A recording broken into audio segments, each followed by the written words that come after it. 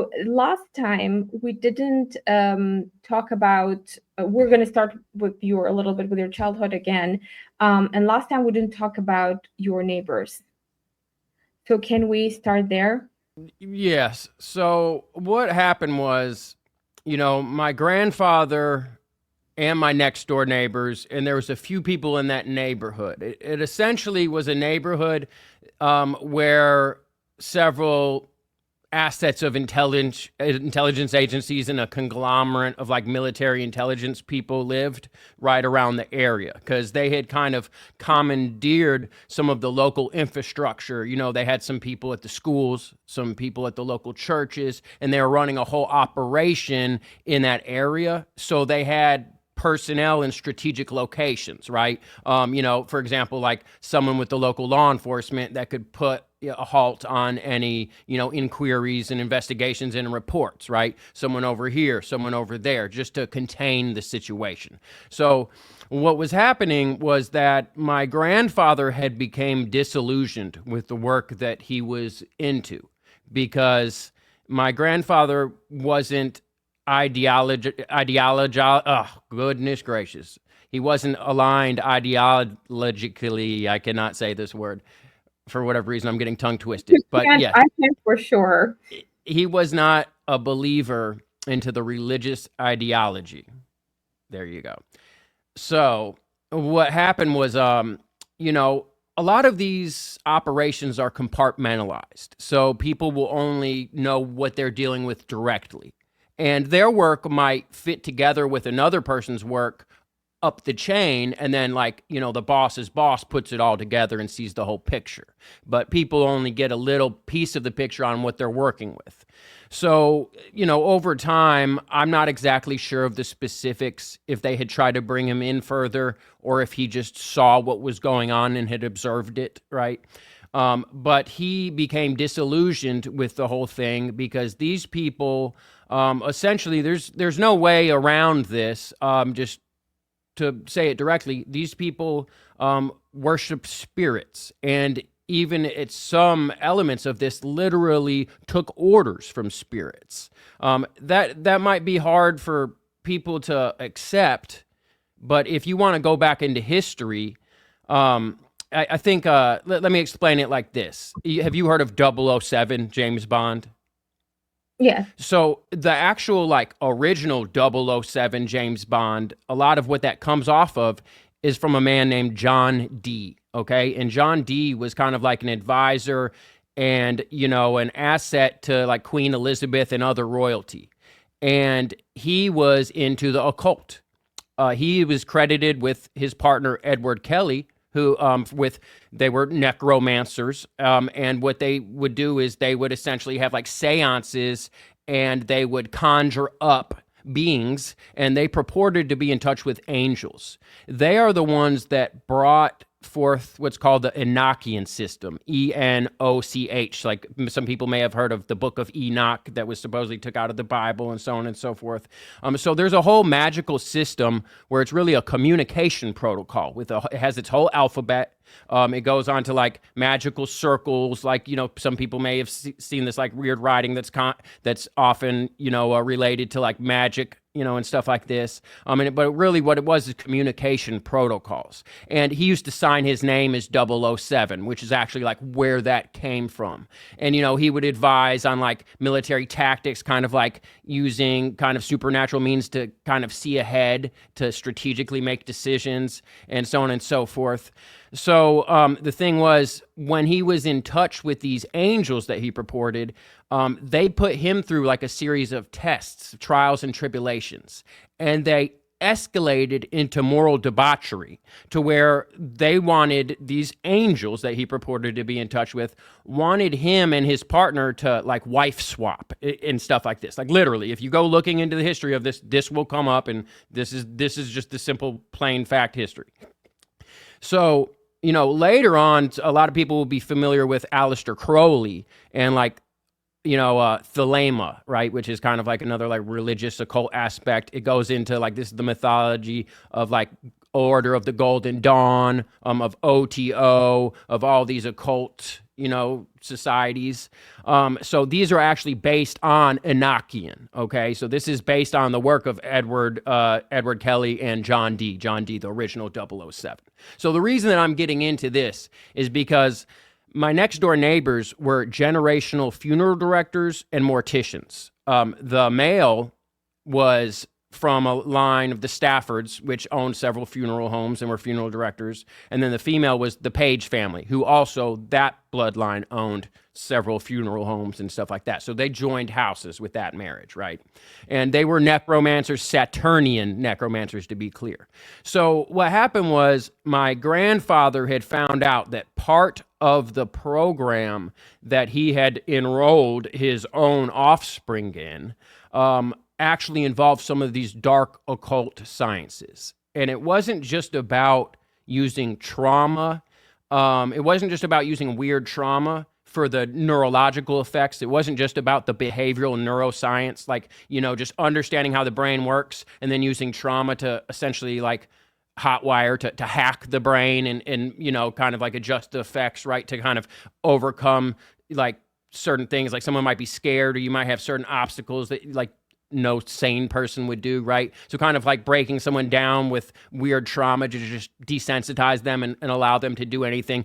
For example, like as a child to be desensitized around dead bodies. So then later, as a young operative, if you come in contact with dead bodies or some serious gruesome stuff, you won't freeze up. You'll be able to handle it and be able to still, maintain control and act efficiently instead of become overwhelmed or get destabilized. So he found out that some of these dark occult sciences were actually, being partooken of, they were actually like being used with the faux belief that people were into this. This wasn't just like a protocol and weird trauma. This was actually like a religious ideology. Okay. So the reason that my grandfather was killed was because he became disillusioned. And when someone becomes disillusioned, you have no idea what they're going to do. Are they going to whistleblow? Are they going to try to sabotage the operation? Who knows, right? I don't have all the specifics. I'm sure they didn't, but like once someone, is disillusioned, like, they go from an asset to a liability. So what happened was my grandfather had became a liability. So they eliminated him. And, also at the same time, there was several people under his charge because he was an asset to the higher ups, but like as a human intelligence operative, he managed several other assets, some just being local people around town, some being actually parts of his own family that he had put through this program, right, to make the spy assets for later in life. And, he had the trauma bonding with them. There'd be certain passcodes or activation codes to activate the sleeper personalities, so on and so forth. So they eliminated him out of the picture and then kind of transferred ownership of me to the next door neighbors, who were this generational mortician and funeral director husband-wife combination. So that's when I started going right next door, which was feet from the house I was living in, because we lived in a cul-de-sac up against the Adirondack Mountains, and like it was like a little enclave. There was like 4 houses on it or trailers on it, maybe 3. And but then we lived on the one that was like right at the cul-de-sac closest to the road, and then right next to it was the Stafford's house. So, I would just go over there, and that's when they started conditioning me, and started when I was about 4. And I kind of started apprenticing over them in Saturnian necromancy, which this is where I think we touched on last time, but this is where it got into the building blocks of actually what this is all about, which is using the lesser key of Solomon, the Legamenton, to invoke different seals, different demons, if you will. And I'll break here if you want to ask specific questions, but it's basically like, I think I can relate this to the Bible here, like the temple of the mind, the Solomon's keys. Essentially, this is where like the different seals of invocations would be that I compare it to like a cosmic fisherman, to where a certain lure, you will craft the lure with, a certain visual stimuli of the seal, a certain scent, a certain color, a certain sound, and all these frequencies would align to the same frequency. So you kind of like, in order to fish an entity out of, the universe, out of the air, they would craft a specific lure that would attract this. And maybe a certain sin would attract these, entities, which we can't see with our eyes, but perhaps there is like energetic consciousness out there that latches on. Maybe it's just the placebo effect. But essentially, you could say it's like a cosmic fisherman, or you could say it's like a 5-pin key, to where you have the different senses get stimulated, and then the pins line up and then turn a key into the head and unlock a compartment. And the seals will get invoked to gain mastery over a specific part of the brain, a specific part of the functions, right? Like you have different parts of your brains that are for processing different senses or processing information, or, like the Wernicke's areas for more for like linguistics and stuff like that. You have your like temporal lobe, it kind of like can elicit imagery and like feelings of like importance and things like this. But so essentially this necromancy, the base conditioning of it is invoking seals into yourself, in invocations of these different demonic elements, and it doesn't have to be called a demon. You can call it whatever you want, but the fact is that the whole process is, again, going back to dark neuroscience, to where you were just invoking these seals to gain mastery over different parts of the mind and essentially compartmentalize these in different compartments or different personalities. So yeah, my grandfather had kind of found out that there was really dark elements to where people actually had practiced this religious ideology and actually believed in this, and were using children as conduits to commune with these spirits, and essentially also to build them into these, sleeper agents, to put them under their spell, whatever terminology you want to use. So he was eliminated, and I was handed over to my next door neighbors, where the conditioning continued and went deep into the occult. So have you moved in with them, or you were still staying with your parents?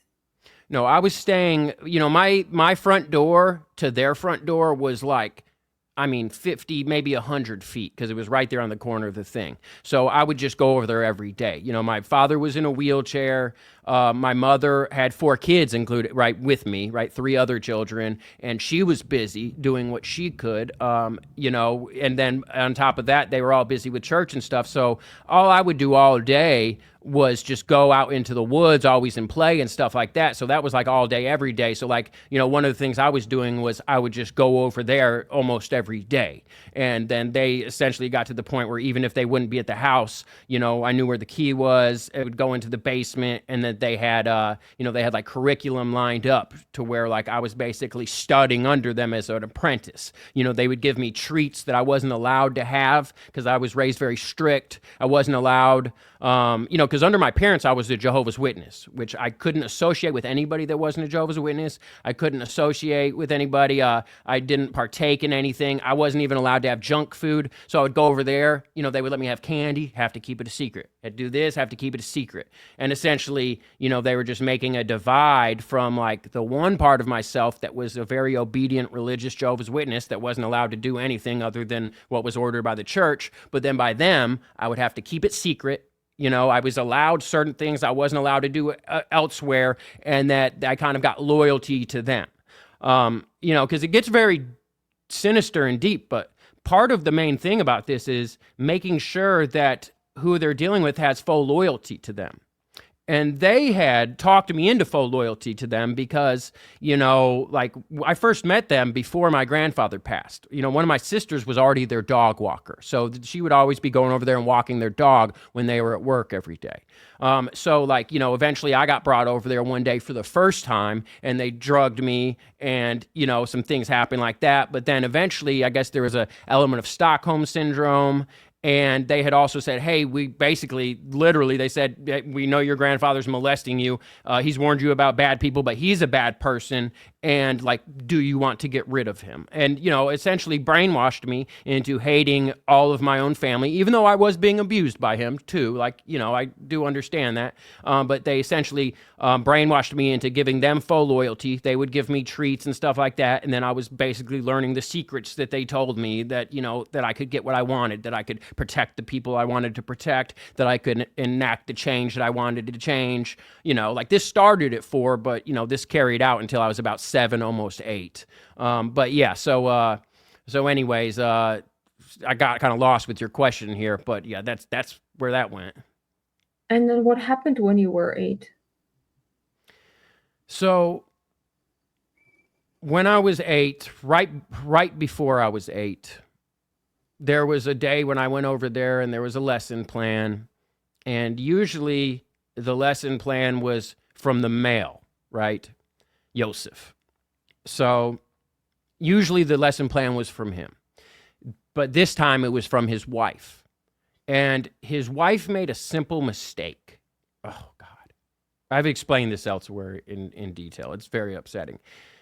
Essentially, he faked murdering his own wife with like theatrical stagecraft in front of me for making a simple mistake, basically embedded in me deeply that like if you make a simple mistake, the penalty is death.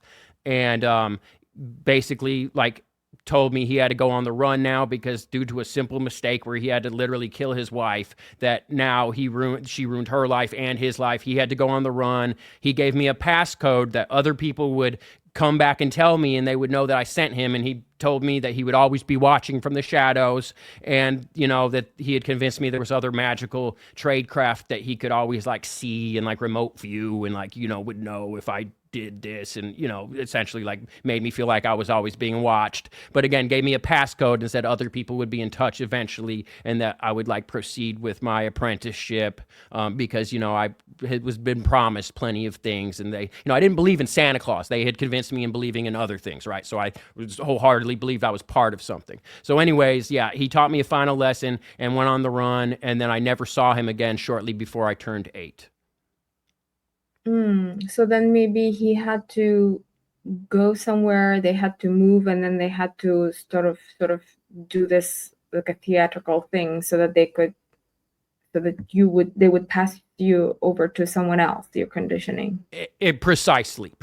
And they had embedded that passcode that I knew. And like when someone later in my life came to me and, you know, said this passcode with a certain phrase, with a certain symbology, it was a layered passcode. It wasn't just a phrase. There was also symbology and other things I don't want to say. But, you know, then when someone else came later in life and did that, you know, like I had never thought about that. It was so traumatic, it buried down and I repressed it. I never thought about it again because it completely traumatized me. It was very, you know, it was very realistic when it happened. And I had seen bad examples before, right? So, yeah, so then later in life, when someone came with that passcode and that activation layered sequence, it kicked me back into that traumatized childhood state where things resumed precisely. And that was the method that they had embedded in me and installed. Essentially, it's not just that he had to go do something else. I had basically went through that curriculum, just like it's like, hey, you know, grades pre-K and 1 and 2, right? They had finished that curriculum like he was the teacher. And then once it reached that certain thing, it was time for him to go on. You know, shortly after that, there was an event to where me and my whole family moved from New York to Nashville anyways. And then looking up the house records, they sold their house. The Page-Staffords actually sold that house right after my family moved away. And they, you know, still own houses and, you know, or, you know, manage, you know, funeral homes in the area to this day, just to be clear. Wow. So then at what age did somebody approach you with the codes? The thing is, like, you know, this is so many levels. By this time, he had embedded that one activation code. That particular activation code was for a specific compartment. That didn't come into play until much later. That was essentially like an underlying thing that came to way later in life. But there was other activation codes and other things that they had embedded in me that picked up shortly after I moved to Nashville. It was a very fluid process. It was, you know, I was immediately handed off to people in Nashville once we got to Nashville. So that's very organized then, the whole Oh, thing. absolutely. And, you know, perhaps they didn't know the people in Nashville that I was handed off to. I'm sure that activation code, and I mean, when I say I'm sure, I am sure. But, you know, that activation code went up to, you know, higher management and then obviously came down the pipeline to someone in Nashville. And then there was a series of intelligence operatives that were also members of a motorcycle club that's well known. I guess they would say like a 1%er or whatever. And yes, they had the activation codes and then picked up grooming from that point. Yeah. And in a slightly different area of things. So essentially, you know, I was conditioned and trained in certain aspects from them. And then essentially I was handed off to a different area to go to a different type of teacher for other subjects. So they were just giving me curriculum to train me for things that they wanted me to do later in life. And so I was basically being handed off to different teachers over time. You know, my grandfather was part of my early trauma that disassociated me and made these split personality compartments, and then did the basic training. Then they did the advanced occult curriculum and, you know, furthered that and further compartmentalized it and linked it up. And then I was handed off for further training. By the time I was at Nashville, it was more training than just trauma. The main trauma and things were before 8. By the time you're 8, right around there, your brain is in a different developmental stage, and a lot of the process, the trauma has to be done by then. Otherwise, you won't dissociate into a compartment. It will more just mess you up for good, right? Because when you're real young and your brain's at that certain stage of development, it can just halt the integration and kind of like be manipulated, and you're more malleable, right? To where if you're too old, it's the trauma will just traumatize you. But so anyways, yeah, it's just I went to the different training for people that were, you know, like more standard intelligence operatives from like field operatives and things like that, military career intelligence.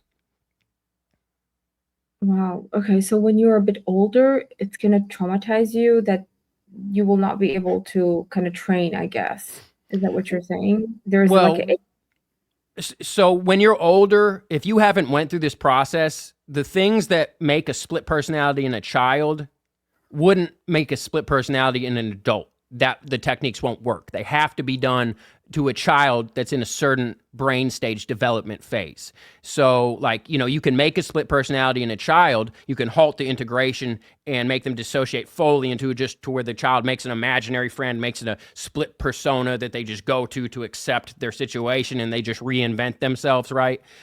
That won't happen to an adult. An adult might just get messed up and get brain damage or something. Yeah, so I'm just saying all the split personality, like creation of the split personality, that's done far before 8. And then, you know, the later on, it's more about training the already created, you know, split personalities. There is trauma, but that's just kind of to reinforce what's already been done. And also the same trauma will bring you back to the same place. So say if like there was a triangle and the color blue and a certain access code that was given when you were young, and the same type of trauma would be done to make that split personality, later in life, you know, if you see a triangle blue and that same trauma, it will bring you back to that split personality. That's kind of like the way that they will bring that up, and then they train it. So it's just, I'm just saying all the creation of the split personality and the assigning like deep access codes and activation sequences, that's done when you're young. Then by the time you're older, it just reinforces them and allows access, and then they just train those up. okay. So that means that the number of split personalities that you can develop is fixed by certain age. You cannot gain more after 8 or so. More or less, yes. The complete foundation is created by the time you're around 8, when the brain goes to a certain developmental stage. Then the brain would and the body responds differently, right? Yeah. So that's the early age is the creation process. That's the reason why, one of the main reasons why children are used, because you can't just take an adult and do this. It has to be done from an early age to interrupt the developmental process and guide the developmental process. That's the reason they have to use children. One of the reasons. Okay. Now, your time at school, you did attend public school, right? Yeah, I was very in and out of public school. I went to school, I think, less than half of the years, all in all. I would get pulled from school a lot. I was homeschooled a lot. I had a lot of disciplinary trouble and things like that. So did you have friends at school? Uh, I mean, yeah, I was friendly with people and I kind of got along with everybody. I was like, a jokester, almost like the class clown. But then, like, I also would get in a lot of trouble, get in fights, things like this. So I was always a loner. Most of my friends were outside of school because in school I was always smart for my age. I was always 99 percentile on all the tests. When I was in fifth grade, I won a math award that went from fifth to eighth even. And so like, and I won like a national award and all this. So I never really got along with people at school as much because, in a way I was more mature. I wasn't raised celebrating birthdays and holidays. I didn't look forward to what the kids looked to. I had been through abuse. So I didn't come from a similar background as the kids. So most of my friends were older and from outside of school and were from people that were actually grooming me related to this program. Like friends of the family that were older that I didn't realize till later was grooming me and getting me into these things. But like, for example, when I was 10, I was hanging out with 15-year-olds and we got caught breaking into somewhere, like that sort of thing. The other 10-year-olds weren't like doing that type of thing. So yeah, so most of my friends were outside of school. I, of course, was friendly at school, but my whole life I had been raised as a loner and like as a Jehovah's Witness where I wasn't allowed to hang out with anybody. But then once I, moved to Nashville, I was like a rebel and a delinquent, right? So yeah, most of my friends were older from outside of school for sure. How did you know math so well? Were you practicing at home math? So I was just, I mean, Or was it part of your training somehow, mathematics? well, so I was reading entire little, like when I was 3, I was always reading. When I was young, I had some babysitters that were affiliated with the cult, unfortunately, and they were like always teaching us. My mother, even when we were in Nashville, like she used to substitute teach, and she was a teacher to an extent, not full time, but she would substitute teach and stuff like that. So like she was smart. My whole family was kind of smart. And even before I went to school, like when I was at the daycare at the churches and stuff, like it was kind of like pre-K development, right? So I just always was gifted and just understood math. So I mean, I was just always gifted at it and intelligent, scholastically, I guess, or whatever. So yeah, I don't know. I was most gifted in math out of everything for sure. So who knows? Just everything that I went through. A lot of the cult stuff though also was built on math. So I definitely did have some of that built in with it because like math is the universal language, right? If you understand that. So that definitely was an element of it, that there was elements of math with my early occult training, but I just always happened to be like a semi-intelligent kid. Mm. Did you ever want to tell like your acquaintances or at school somebody what was happening to you? Did you have ever wanted to share? So there was a few things. I stopped wanting to share by the time I was 4 or 5 because here's what happened shortly before my grandfather passed. I had went to church and came home from church one day from Jehovah's Witness with my whole family in the car. Not my grandfather, he wasn't a Jehovah's Witness, just my father, my mother, and my siblings. And they had talked about molestation and sexual abuse that day at church. And what that did was triggered a memory in me that said, oh, grandpa's been messing with me, And, I reported it then when we were in the car to my family that, hey, what they talked about, that's happening with grandpa here. And my parents were like, oh, like they kind of knew that he was sick and like knew some stuff might be happening, right? But they were living in his house, supported by him, this and that. So essentially they gave me the option, like, do I want to pursue this? He's already old, like it's going to be weird and messy and might mess up the whole family situation, and just kind of like left the decision up to me to pursue it, but kind of like heavily coerced me into not doing anything. So I chose not to do anything, kind of like at my parents' behest, right?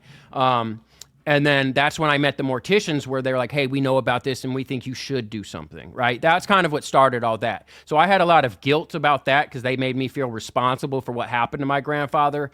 There was other elements too, to where I was very young even before I went to school, to where we would partake in rituals in the middle of the night. There's a ritual calendar. These are Luciferians. They have holidays, if you will, just like other people observe holidays where you prepare, where you do things. There's, ritual sacrifices and ceremonial rituals. And what would happen was sometimes I would have marks on me, sometimes I would have pains. And then when I would wake up and I'd say, hey, like this happened, they'd be like, no, this is just a dream. Hey, I would be punished for talking about it. They would convince me it was a dream and kind of just convince me that, like, if I talk about this stuff, it's a punishment and it gets weird and bad things happen. And if I just pretend it was a dream and say nothing about it, then I'm rewarded. So that had been really, really built in. They had been really, embedded in me and reinforced. So by the time I went to school, I basically already knew if anything bad happens, act like it didn't happen, otherwise I'll be severely punished. I just knew that deep down, right? So I didn't do much reporting, and I also had severe distrust of authorities. Part of the thing also was I went through certain lessons when I was young where they showed that some of them were the police, that some of them were law enforcement, because some of the local town law enforcement was a member of the cult. So they demonstrated that, hey, if I ever try to report, they will find out, they will punish something. When I was young, like, you have to understand, these people were funeral directors and morticians and other people, like, they had access to dead bodies and stuff. And they also had, like, access to, like, the homeless populations, and they could incinerate and stuff like that. And, when I was young, there was ritual murder of people in front of me and my family, where they skinned someone alive and stuff like that. And we went through blood oaths to, never disclose, see no, hear no, speak no evil. It's just very serious stuff. So by the time I went to school, I already knew, no, you never talk about this, and if you do, more people will be hurt because of you. Yeah, that was unfortunately the reality. That was my reality by the time I was that age. So no, I was not thinking about reporting too much. One, I already had dissociative states, so I wouldn't remember it. And then if I did remember, if some kind of bled through to my conscious, I knew I had a bad feeling and my body would lock up and tense up and my body would react. And I would just know it's not a good thing. Be quiet. Don't talk about this. It's just deeply embedded in me. So not much reporting. That's part of the process of anybody that goes through this. You go through stair steps, you go through rites of passage, you go through initiations that basically teach you down to the cellular level that you do not talk about this stuff. Mm-hmm. How did your grandfather die? I really would prefer not to talk about that. He had a series of a minor and then a full heart attack that he passed from, and there's a lot of conjecture. They made me believe that I had took part of it. Who knows if they poisoned him? There was occult stuff, and acting like that there was a cult ritual to kill him remotely, type of deal where they would make me feel responsible for wanting him to die and passing my loyalty on. And there was like ritual magic that was supposedly killed him before he happened to have a heart attack. Did they also poison him and he passed from that? Who knows? But there was a minor heart attack and then a full heart attack, and that's how he passed. Okay.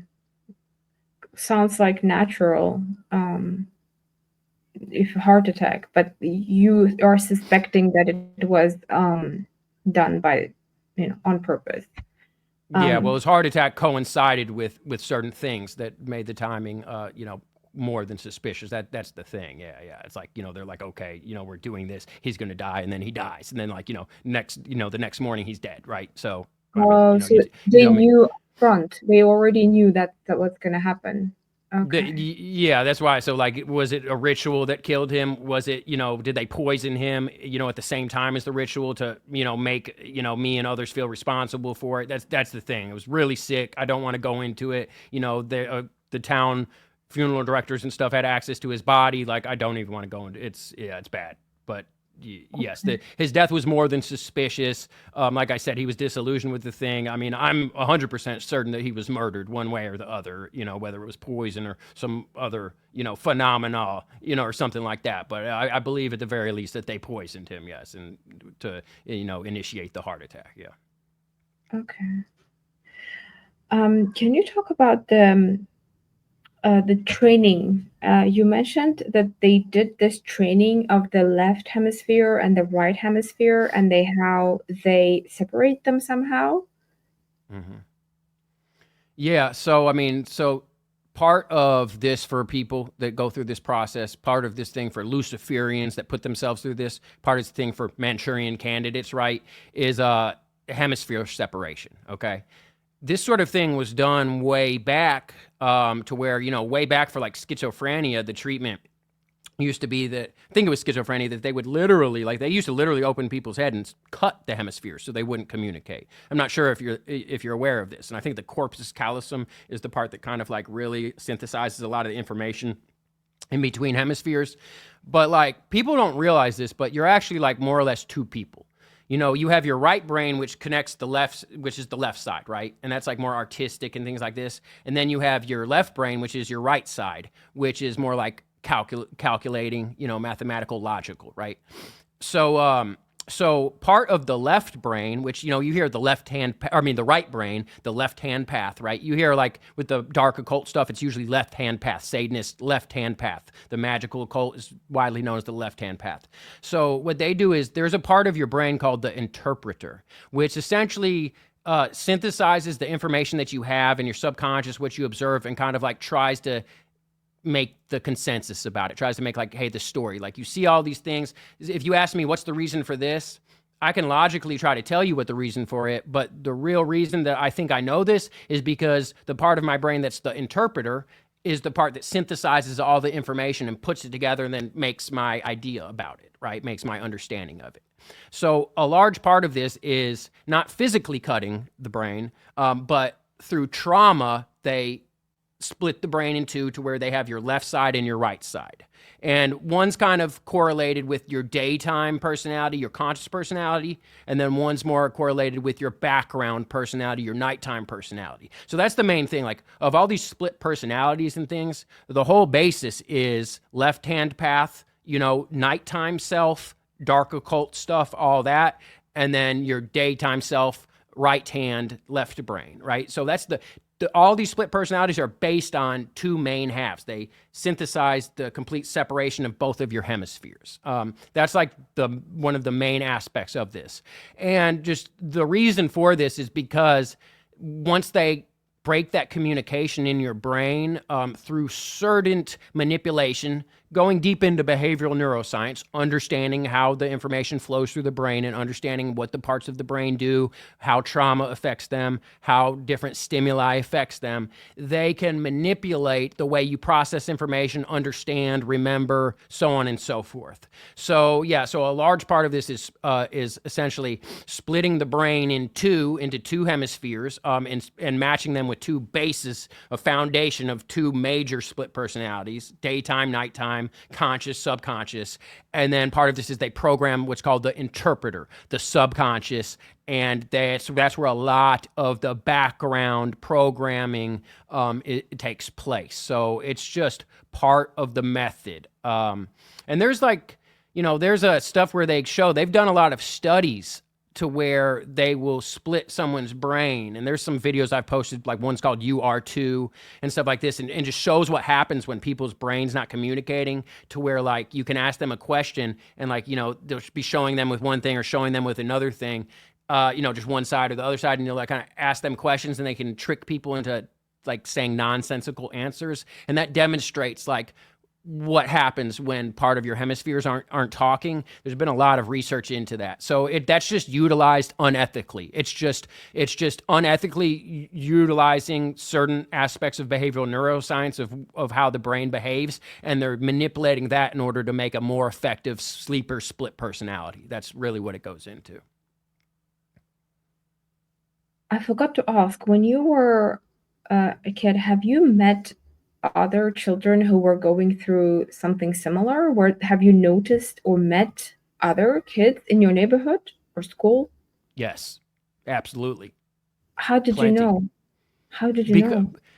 Because there was parts, a lot of this I was by myself, but there was certain circumstances to where we would be with others within this. For example, at certain ceremonial rituals, there would be the other families and the other children in the neighborhood that were involved with this. And when we're young, I would be going through something to where I had to do something.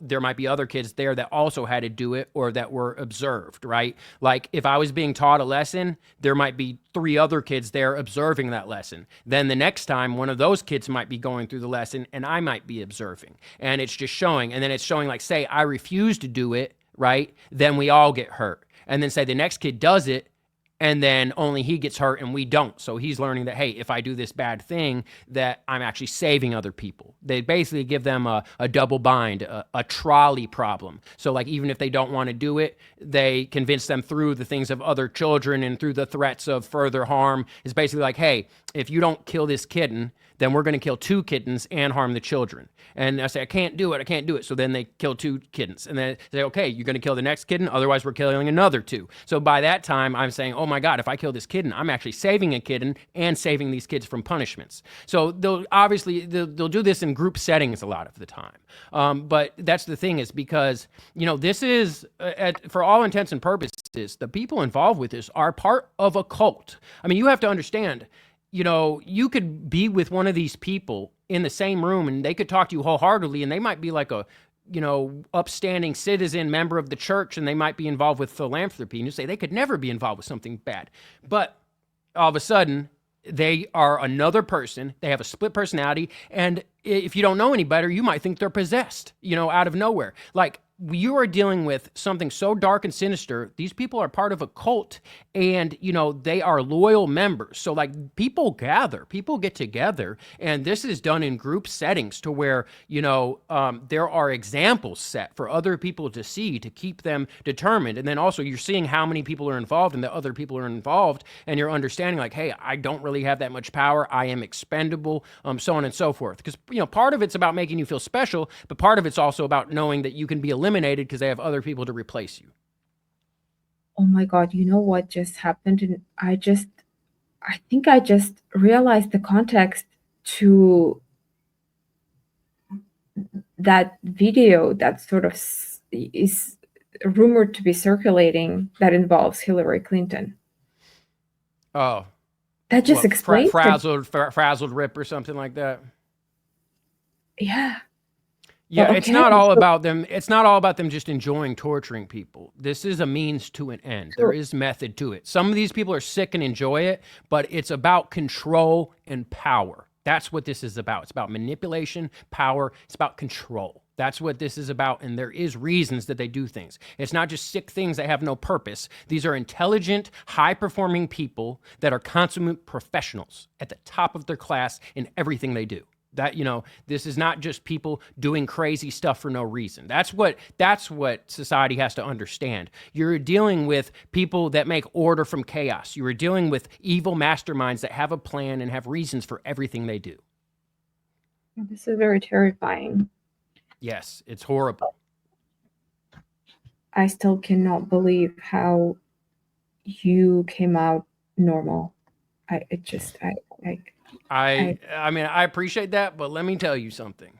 I am not normal. We mentioned this last time. I'm still a very sick person. Yes, I have found outlets, and I have channeled this sick part of myself against the people who created, I hate even saying that, but created me, and, found different ways. But, there's still stuff that I have to hold in and haven't been able to fully deal with yet, and things like this. Like, I mean, this is a lifelong process. No one goes through this and then is the same, like there are some very sick parts of me. I'm still capable of horrible things if I had to do it. And I refuse to do it, of course, and, all this, and I would only turn these things against, what the true enemy of man is. But it's just... I'm not normal, unfortunately, but I appreciate that. I'm very surprised if I'm coming off normal, but I mean, that's good, and I should take it as a compliment, I suppose. I have kids, and I have observed them from day one, and I think I know what the milestones are for kids to know things, and until like 10 so far. And I what you're telling me, it just seems so your parents told you that you can, it's you up, they decided it's up to you to hold your grandfather accountable, you said, at the age of 3 or 4.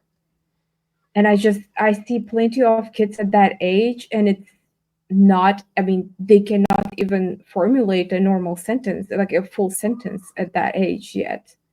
So that's why I think you were, as you said, very maybe gifted, and you already somehow were older for your age. I just cannot, it's not connecting in my brain how such a young child, could have even, I just, it's not connecting. How is it possible? Well, Maybe children are different these days. I don't know. just completely different cultures. But I mean, and I hate to compare people to dogs, but take, say you got a little puppy and y'all raise it up just a house dog, right? Well, then take a police working dog that has been trained since birth for a very specific function. It will be developed in certain ways and, might be more responsive. It's just all about the environment and culture. And, luckily, at a certain level, as traumatized and messed up as I am, I thrived. If they had done a little bit worse, maybe I would be in a mental hospital right now, right? If they had done a little bit less, maybe, maybe I wouldn't have been developed in certain ways. But they just, I had curriculum in front of me since day one. There was no outside noise. Like I said, I was a Jehovah's Witness, so I wasn't allowed to do anything else. All I ever did from young was the curriculum that they gave me and learned the lessons. And I had harsh penalties if I didn't, so I complied. So every day it was work from day one for me. I was being trained like a working dog, and all I could do was comply and learn. So for every person like me that actually went through this training and became operational, right, or was successful at a certain stage, even though ultimately I was a failure for them, for every one of that, there is plenty of kids that end up in mental institutions, that end up committing suicide, that end up not making it, that end up dysfunctional and completely crazy. Like, it's really upsetting, but not everybody makes it out that other side. And you look around in the world and you see, like, there's child prodigies out there that are like playing piano like crazy and know like 10 different languages when they're young. You have kids that are super young that like complete college. I mean, there's definitely things out there, and those are the type of people that they're looking for. And I'm not saying I'm one of those people. I'm just a guy that was trained like a dog from young, and hung in there the best that I could, right? So yeah, it's a stark contrast. But if you go into like Native Americans, right, or some of these ancient societies, say they have to train their young to be a hunter from young, they'll go through some serious stuff. And then you go and then you go into town and see like your average college kid. They're not going to seem like a serious person. They just were raised in a different world. So that's really what it is I was just raised in a different world and just existed in that world with different perimeters, with different rewards, with different punishments. So, it's just a completely different culture that's very strict. I'd say the strictest. And it's not just strict with rules, but there's penalties that are designed neurologically that know, hey, if you do this penalty, neurologically, your brain's going to try to do better, right? So like there's a lot of science behind it too. But yeah, I mean, it's a messed up situation, but I don't know, it is what it is. I also wanted to know about delta state and like electromagnetic waves or messages. Well, yeah, I mean, delta, is like you get in deep sleep and, that will be like delta state, like more like unconscious, deep stuff. A lot of stuff in delta, they'll take people down to a deep delta state to program things that you might never consciously remember, right? But that's like where you can really program some kind of like robotic stuff. Like, they do stuff like delta is one thing. A lot of this is done in somnambulism. Somnambulism is like the N3 sleep cycle state. If you're sleeping and you go through different sleep cycles, somnambulism is actually the same word for sleepwalking. So if someone's sleepwalking in the middle of the night, say they, go in a stupor and they go to the fridge and drink a thing of milk, right? And then go back to sleep and never remember it, right? That's somnambulism. So you also can get someone in somnambulism with hypnosis. So a lot of this, they'll drug someone, get them in somnambulism, and then get them into the deep state and program them robotically. But they can also affect autonomous functions, just like, you breathe, right? Naturally without thinking about it, stuff like this. They'll do things like, hey, if you remember this and talk about it, you will stop breathing. And they will like, do certain things that affect that part of the brain to get people to stop breathing and like die in their sleep type of deal. That's just like an extreme example, but there's all sorts of stuff. So Delta is used a lot of times as like, they program essentially internal computers in people. Like they do this. So there's an internal filing system, right? A lot of times they call it mind files. And I've shown things about this too. There's a lot of supporting things, but essentially everybody has like an internal computer system. It's called the Loki method.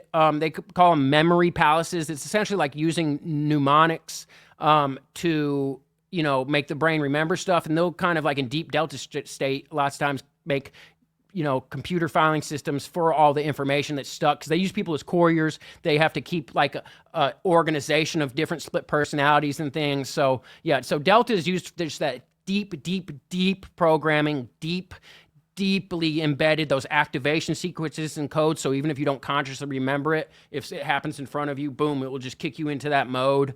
A lot of people get like what's called, like spy assassin training at Delta, but it's also done at things like Beta and stuff. You have Delta is a type of brainwave. That's one thing, but Delta is also kind of like a nickname for just a certain category. Like I'm not sure if you've heard of like Delta Force in the United States military, which is kind of like the extreme military. That's what Delta programming that goes into Monarch was actually like modeled for. And right when they rolled out Delta Force in 77 was after MK Ultra actually blew and they had the church committee hearings. By that time they had layered it off and then launched Delta and launched a bunch of layered off stuff. But it's just, they have different mental conditioning. So a lot of the Delta is like robot, deep sleepwalking mode. They might think you're possessed. Nothing stops you. You could take a bullet as long as you're just not incapacitated. You're acting like you didn't even get shot, going through it, just doing your task, robot mode. You just go into a possessed, sleepwalking robot state and carry out your function, carry out your assignment. So Delta is just like a deep state, just deep unconscious programming. And they utilize that heavily for really extreme portions, but also for like memory file management and for autonomous system control. I mean, it gets really deep into behavioral neuroscience. So, it gets there in the weeds, but yeah, so that's what's about with Delta. So is it hypnosis then, or is it a different thing? So, I mean, hypnosis is kind of like, hypnosis is used to get people down to a certain brain state. Hypnosis will get you in, you can get in somnambulism through hypnosis. But like, trauma and drugging goes hand in hand with hypnosis. Trauma can make someone hypnotized. You beat someone down enough, they will be hypnotized. But you can also be hypnotized through like a spinning thing, or, there's different layers of it. But I mean, Delta there's certain brain waves that are Delta. You have like primary brain waves are like alpha, beta, theta, delta, and then you have like different epsilon, and you got all sorts of different brainwaves. But it's just, it is just, a method of programming. I mean, hypnosis is involved with it. It's hard to just say like, oh, Delta is hypnosis.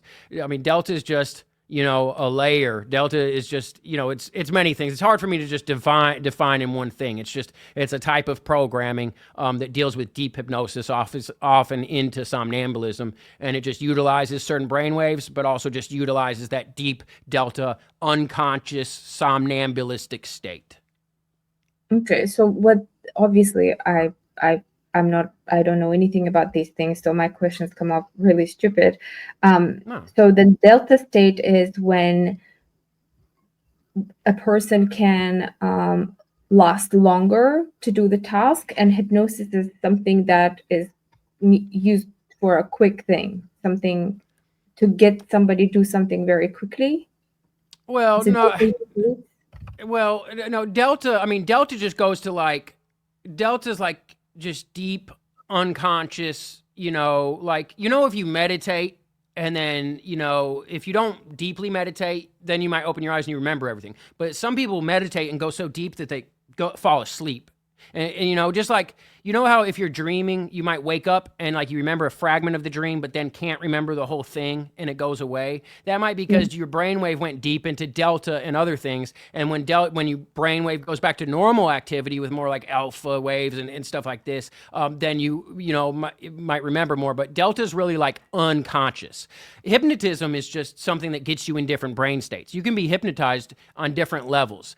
If you get lightly hypnotized, you can just be there and be awake. If you can get some people hypnotized deep enough to where, they won't remember a command, like a stage hypnotist might hypnotize someone and then say, hey, you're not going to remember this, but when you hear the bell, you're going to cluck like a chicken, right? And then someone comes out and they say, okay, when I snap, you're going to wake up. And then they wake up and they're like, hey, and they don't remember everything. Then they ring the bell and someone's like, bark, bark, bark, or they might just say, hey, you won't remember your name when you wake up, stuff like this. And that's, hypnosis is just a method to get people in altered states. And then there's something called the Harry Aaron scale of hypnosis, and I believe that goes in 6 phases. In 1, 2, and 3, you're lightly hypnotized. By the time you get to 4 and 5, you can make something called a positive hallucination. So if you get someone in a level 4 or 5 of the Harry Aaron scale of hypnosis, they're in deep enough hypnosis that you can make them hallucinate. You could make them see a kitty cat in front of them, right? And they'll act like you're playing with a kitty cat, and people will actually think they are. In 6, then the deepest hypnosis, somnambulism, which is the same as sleepwalking, you can impact negative hallucinations. So you can say, hey, you will not see Bob. And then, when you're going to wake up, you're going to be still in this deep state of hypnosis and you will not see Bob in front of you. But you will see the glass of water that he's holding. So then Bob's holding a glass of water in front of you like this, and they'll think a glass of water's floating because there's a negative hallucination.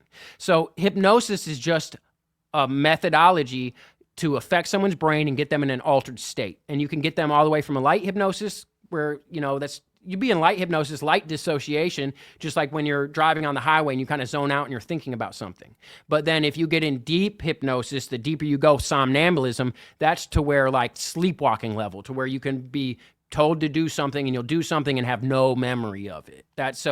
Hypnosis is just a method to get people in altered states. And there's many different ways to hypnotize people. There's different inductions. There's different things. It can be done through technology. It can be done through drugging. It can be done through trauma. It can be done just through getting people's eyes to follow your finger. There's many different ways to hypnotize. Hypnotize is just, get a method to get someone in an altered state. Okay. And delta state is just so are these soldiers, are they then when they're in delta state and doing certain tasks, they're unconscious? And they might not go fully unconscious to where they won't remember, but say, okay, you hypnotize me deep down into delta state, get back in the delta state, and then you're in the delta state. Lots of times delta will be correlated with the triangle, things like this. And then they will say, whatever your task is, you will have absolutely no fear. Your primary objective is to complete this task. You will not let anything slow you down. You will not let anything hinder you, blah, blah, blah, blah, blah. And they'll give them specific instructions. There may be other things to kind of quiet down the activity in different parts of their brain that makes them respond to fear or something like this. So they will be devoid of fear, devoid of emotion. They will just be deeper down in that more unconscious sleepwalking state to where they're just doing their task and nothing else is getting to them. The other parts of the brain quiet down and this is just active. They might be stronger because you can get someone in a delta state. Say if I grab something and squeeze it, you just squeeze it and you're holding on tight. And I tell you, hold on as tight as you can. If you get someone in a delta state and hypnotize them to squeeze something, they could theoretically squeeze something so bad that they eventually break their finger. Normally, your brain would stop you from squeezing so hard to where you hurt yourself. But if you get someone hypnotized in delta and give them certain commands and train them, you can get them to where they can actually hurt themselves with their own bodily things, and the normal warning signals in their brain doesn't stop them, to where they're devoid of pain, devoid of fear, devoid of emotion in general. Wow. Okay. This actually reminds me about what I read in Chaos. Have you read that book, Tom O'Neill's Chaos? I have not. Yeah, go ahead. It's with Charles Manson and all that. I am familiar with what it is. Yeah, I think that book actually is not really about Charles Manson and MK Ultra. I think it's more about JFK assassination, but that's, because I didn't learn much I mean, there's most of it is about MK Ultra, but there are very interesting things about JFK. So I felt like that was interesting. And in that book, there's a psychiatrist called Dr. Louis Jalon West. Oh yeah. Do you know him? Did your grandfather knew him? Is there some sort of like what is it called? Like, because there's this I'm gonna He was read the heavily involved. He was heavily involved. I know. Yeah, Dr. West was heavily, not with me, but Dr. West was heavily involved with MK Ultra. I have no idea if my grandfather knew him or anything like that. But I've been around West family. Is it the same lineage? Who knows? But I know of West families, and there's involvement. I mean, you have doctors like West, Dr. Ewan Cameron. You have Andrea Puharich. Dr. West specialized in certain areas. Other doctors who specialize in other certain areas. Just like I had my grandfather, I had my morticians. Then when I went to Nashville, there was the other people in motorcycle clubs. There was different areas that they all specialized in, and they'd have different parts of the training, different parts of the conditioning, and I'm sure they would get their compartmentalized information from different doctors. So I'm sure some of what Dr. West developed and learned went into operational use. They derived the information from all his studies in the data pool and then put that into effect. So yeah, I'm sure some of his work made its way operationally into protocols that were enacted on me and others, but I don't know of any direct connection with him in my case, and I'm a little bit, I think, younger for that, right? That was previous generations, but I wouldn't doubt that there were some connections to people that I had been affiliated with. Yeah, because the reason why I thought about it is because so this is around 1969, I guess, because that's when the murders happened, but maybe this is slightly before that. So it's a quote from the book. Oklahoma revealed a heavily redacted memo saying that an unnamed professor, West, I confirmed through financial records, had been investigating a number of dissociative phenomena on humans in the lab, including an exceptionally rare clinical disorder known as LATAH, LATAH, a neurotic condition marked by automatic obedience. So automatic obedience. Yeah, so this is something that is in the lab that they were inducing dissociative, what is this? Dissociative disorders. Disorder. Dissociative states. Yes. Yeah, they have to do it in the lab in a controlled setting before they can apply operationally in the field. They have their research and development, Yeah. And I wanted to read you this, and I thought this was hypnosis, but now you're saying about delta state. So this is, again, quote, according to a first-person account that Ruby, who shot Oswald, Ruby produced with a ghostwriter published in newspapers. So Ruby lost senses when he pulled out his gun. Next thing he knew, the cops had pinned to the floor and he had no memory of what he had just done. What am I doing here? He asked. What are you guys jumping on me for?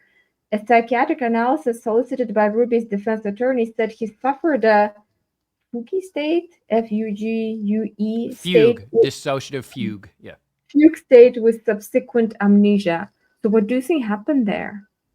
So, I mean, remember, delta is like a dissociative state that utilizes mainly certain brainwaves. That's that deep down. Hypnosis is just how you get someone there. So, there's also different ways to enact that, but the dissociative fugue where they don't remember, it's highly likely that was a delta state, for sure. There's other ways to do it, and while he might, there might be one person that did it through delta, there might be another person that, did different behavioral neuroscience and knew different ways to get there. But yeah, I mean, that is when they're in that dissociative state, it's an altered state, because whether you call it in hypnosis, in an altered state, in a dissociative state, and then afterwards in a dissociative fugue, I mean, it's all about meaning the same thing. It's just different terminology. It's easy to get lost in terminology. But hypnosis is basically the method to get someone to an altered state. Dissociative is the act of being in an altered state. If you're in the dissociative state, you're in the altered state and you're experiencing a dissociative state.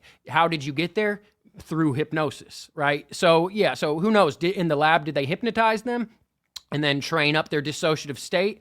And then once that's carried out, they go back to a dissociative fugue and they don't remember what happened in that state. That's just like you have someone in the stage hypnosis that says, hey, you're not going to remember your name when I snap. You're going to wake up and not remember your name. So that's them in the dissociative state. And then boom, when you snap, they're in the dissociative fugue and they don't remember their name.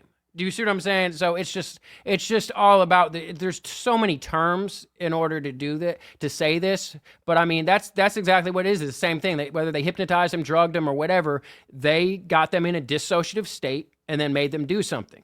What's not said in those books is that these people, for them to do that with anybody, it's almost surely that they came from a place of childhood abuse to where they already had that dissociative state built into their brain. Because for this to be effective on people, you basically need someone that went through childhood trauma. Otherwise, they don't have that dissociative state made, right? So basically, any child that went through a lot of abuse when they're young automatically has dissociative states. Their brain looks different once you scan it. And that's what gets expounded upon. They find someone with a suitable brain, with a suitable characteristic, and then they build on that and utilize that. So it's like, hey, we know you have this compartment in your brain from when you were abused as a kid and would dissociate. So now we hypnotize you, get you to go back there, and we use that. And then you go back to a repressed memory once you get back out of that altered state, right? So they might bring you back to that state with hypnosis, or maybe by then they have an access code and say, hey, when we ring the bell, hey, when you see the triangle and the blue color and we say the phrase, abracadabra, you might go to a delta state, right? Something like that. So it's all the same stuff though. They're activating someone somehow, getting them in a dissociative state where they did the deed, they did the task, and then they go back out of that to the fugue state. They're back in normal dissociative fugue. That just means you don't remember what you did in the dissociative state. Dissociative fugue is after the aftermath. So, if you're in a dissociative fugue, you were in a different state, and now you're in a fugue state where you don't remember what you did in the previous state.